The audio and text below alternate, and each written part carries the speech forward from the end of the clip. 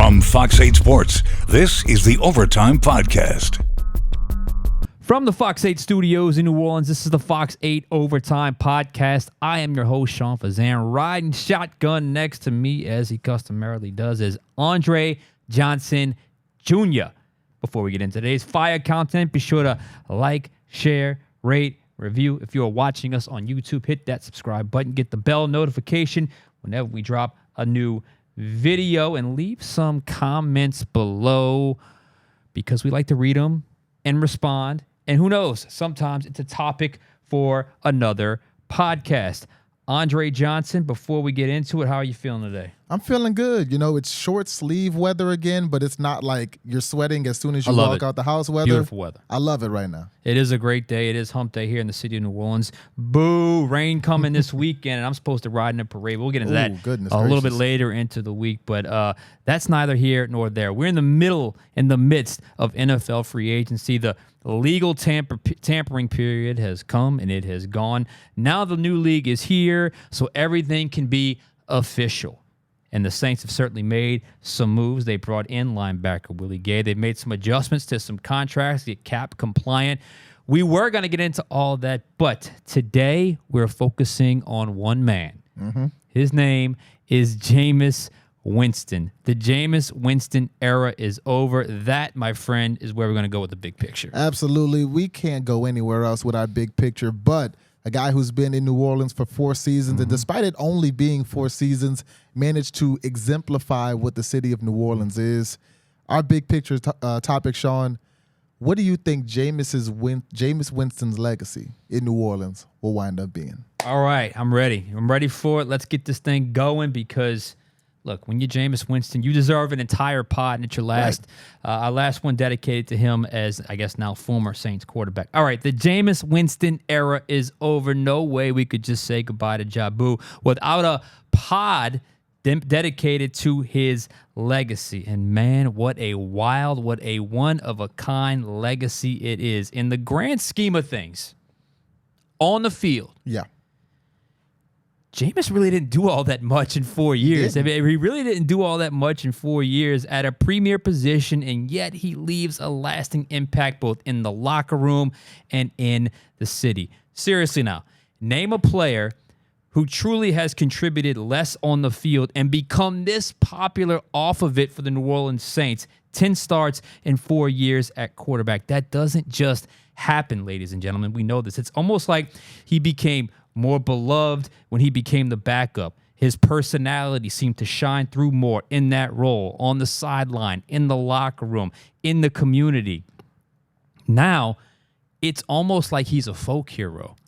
Social media star, more celebrity than actual ball player. Something that I know is never his intent. He doesn't want that. He still wants to be a starting quarterback in the NFL, but people have become so enamored with him. The presence, the personality, a little bit of the goofiness, the viral sort of tendencies that he seems to have. He seems to be just a magnet for just this new social media era that we live in today's world. So people still adore him. They don't still adore him. They do adore him and still believe he isn't just a good quarterback, but a Super Bowl winning quarterback. His fans will still go to their grave believing that. He is unique all of the time. Think about this. The guy actually returned to the Saints after they essentially benched him and didn't let him get his job back for Andy Dalton, then pursued and signed Derek Carr. He still chose to come back to the Saints, a place where he was once viewed as the possible heir apparent to Drew Brees, and basically embraced with open arms his demotion with a smile and vibrant energy. Again, an absolute joy to be around. I've dealt with him quite a bit. Stopped me in the locker room once and talked to me and Jeff Hager, our photographer / producer, for about 10 minutes about the camera that we had, just going back and forth with questions that he had about our camera. And the camera that he used was a similar brand for his high school tape when he was trying to send tapes out to get recruited. It was an amazing, spontaneous situation. Totally Jameis Winston. As for his actual football play, when he did play, it wasn't a disaster. It wasn't a disaster. His first year as a starter was okay. Not quite as good as some of his supporters want to believe, but it was okay.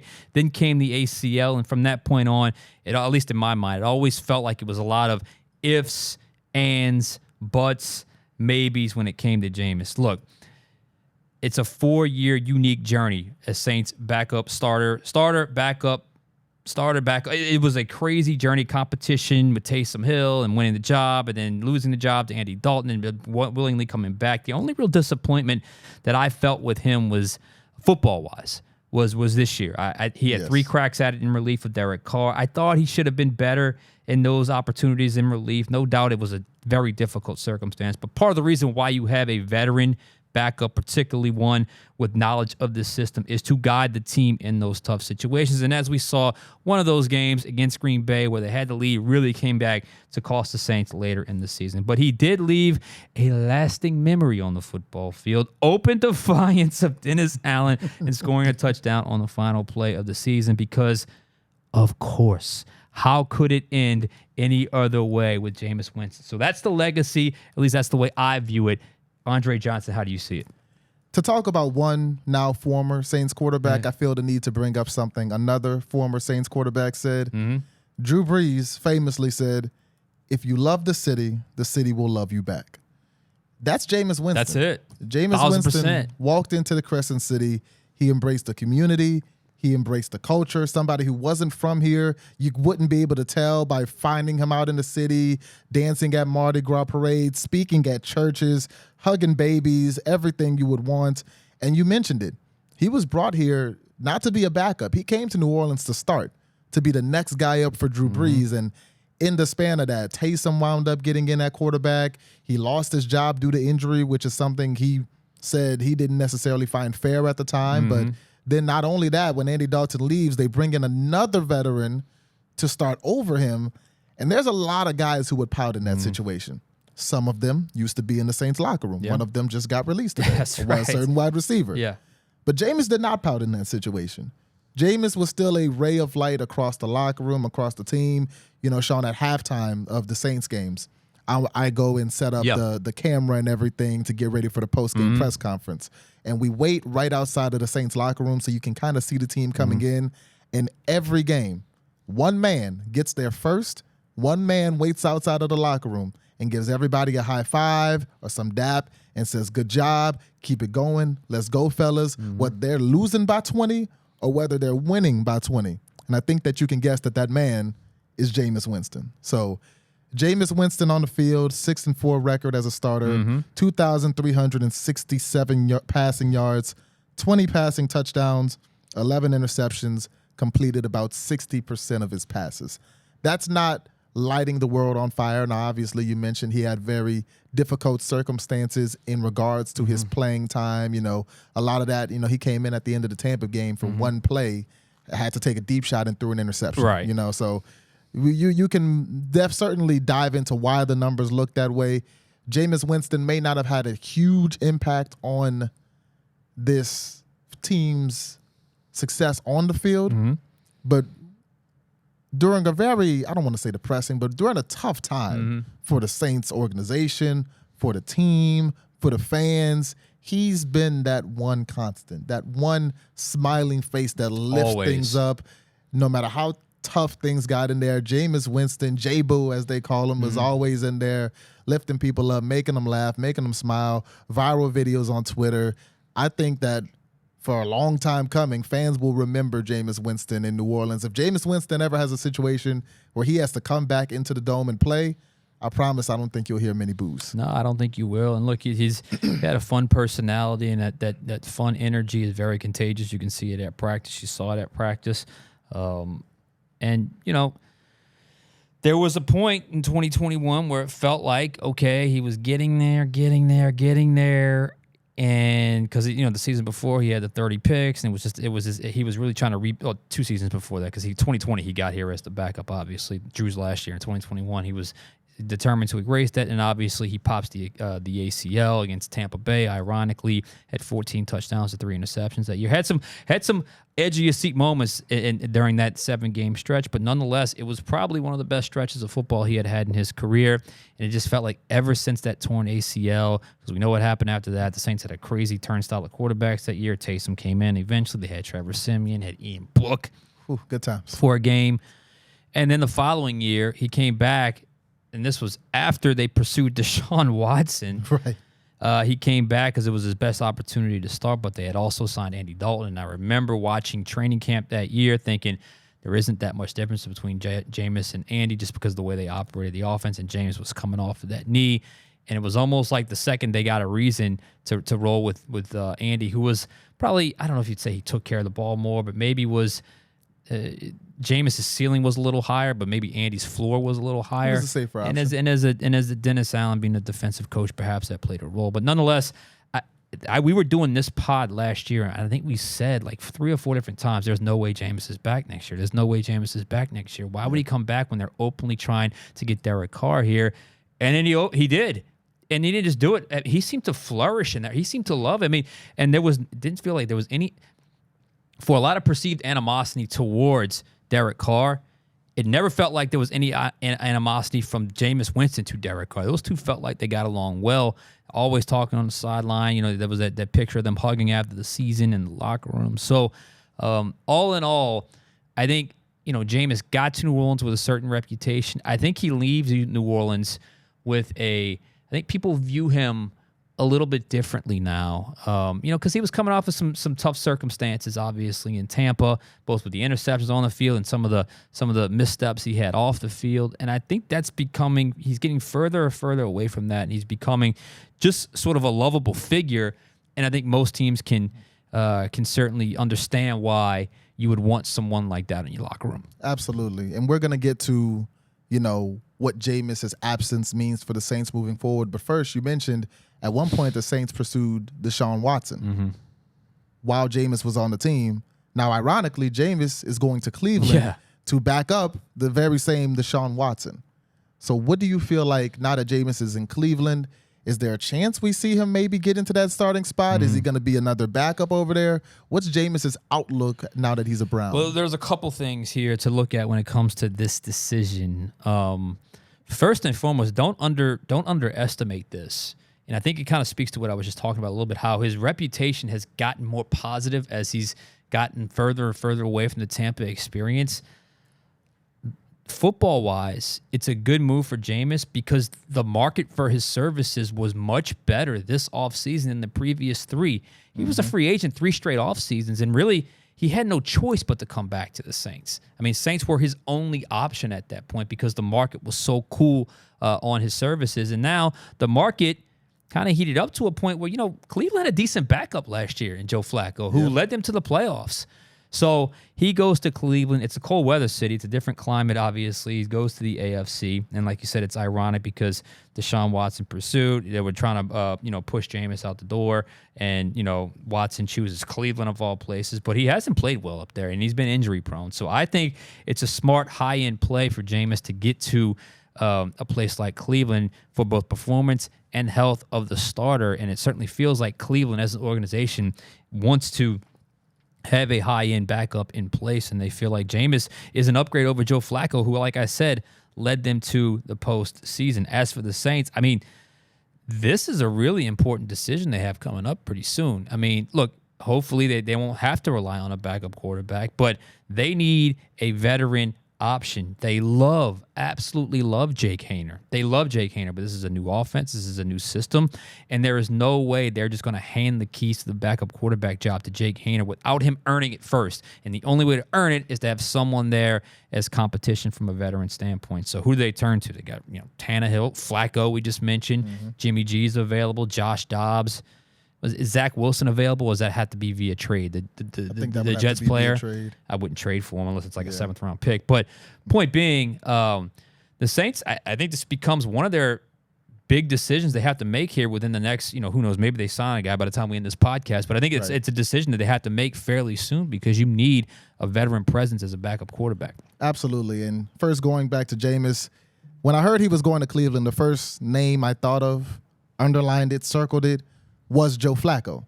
Because Joe Flacco stepped into that situation, no knowledge of really the playbook, the system, but he was able to step into that situation and thrive, win comeback player of the year, take his team to the playoffs in what I would say is the most competitive division in all of football. They all had winning records last season, in the AFC North. Absolutely. And then you've got, obviously Amari Cooper's there, great route runner. They just traded for Jerry Jeudy from Denver.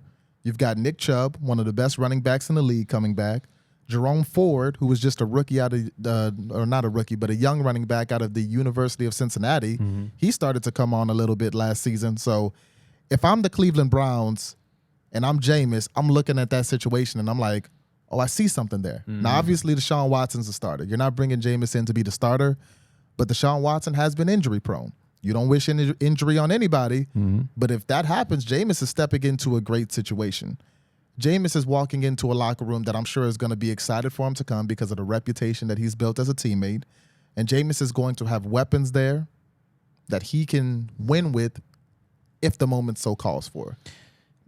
And all the above, absolutely. And not just health-wise, I think performance-wise, Deshaun has not been that great. He just hasn't been that great. And, there was a suspension, and then he got back. Then I really felt he got on a roll in Cleveland. Then he got hurt. And then Cleveland went through like a few quarterbacks before they had to kind of settle in on Joe Flacco, and it kind of saved their season. And I know Cleveland feels like they can win, but they're in a brutal division. Yeah. They're in a brutal division. Pittsburgh got better. Baltimore's Baltimore. And Joe Burrow, the bad man, is back in Cincinnati when he's going to be healthy this year. So that is a brutal division. So they're stacking that roster to hope, they can cover all their bases whenever the adversity hits, and they feel like Jameis Winston is the guy. So good for him. One thing I wanted to ask you, though, because I was asked this, do you think the last play of the season sealed Jameis' fate here? I don't think so. I think that Jameis was out regardless, so I don't think it sealed his fate necessarily. I think it definitely more sends a message of who Jameis was to the rest of the league. And I say that from a positive perspective. I say that from how his teammates look at him, how a guy who's the backup quarterback on a team can look and say, my guy Jamal Williams led the NFL in touchdowns last year. He doesn't have a single touchdown this year. I got my team around me. Let's go get him one. Now, obviously, the front office apparently wasn't very crazy about that. Dennis Allen stepped in front, and I personally think he could have done a better job taking his player's side in that situation. Water down the apology. You don't have to be so fierce with the apology. Water down the apology. Don't be so, we understand, but that just kind of, blah, blah, blah. Anyway, go ahead. I'm sorry. Yeah, I feel like he could have really been on Jameis Winston's or the player's side there. Yeah. He kind of put himself on the opposite side. I wasn't a big fan of that, but to me, Jameis was gone regardless. Probably right, but there's no way he can come back after that. I mean, Dennis Allen, that would be such a, the optics wouldn't look good on that. I don't think it had any real decision on if he was coming back or not. He's probably already gone, but it definitely in that regard. And it didn't hurt him on the open market because, like I said, he was able to sign somewhere, something he couldn't do the last 3 off seasons. So I think all in all, Jameis moves on. We'll see if he ever gets that opportunity to start again. He wanted it here. He had a taste of it. But again, for a guy that only played 10 starts in 4 seasons, he leads one of the most beloved Saints of all time. Anything else for us today? Hey, just watch that quarterback market. You mentioned, Jake Haener. Right now, he's the number 2. He was kind of the training camp MVP last season. They had a lot of people saying he might have taken Jameis' job before last season. Now, Jameis came out. He had a really good preseason. He kind of cemented that number 2 quarterback was still his spot and that Haener wasn't ready. I thought they might have brought in Sam Darnold because Sam Darnold played with Kubiak in San Francisco. I thought Darnold might have been the guy to come in and kind of fight for that number 2 spot with Jake Haener. But like you mentioned, there's still a lot of veteran quarterbacks out there, a Garoppolo, Josh Dobbs, who played well in spurts with Minnesota last year. He had a really good game against the Saints, ironically. So, there's a lot of veteran quarterbacks still out there. I'm interested to see who they're going to bring in because, like you said, I don't think they just say, all right, Jake Haener, you're QB2. Good luck. I don't think so either. I think he's the win that through competition, which can happen. Right. It absolutely can happen. And we'll see how he fits in with the new system. That'll do it for us today. We will get more into Saints free agency moves in our next podcast on Thursday. But for now, I am Sean Fazende for Andre Johnson Jr. We'll catch you guys next time on Overtime.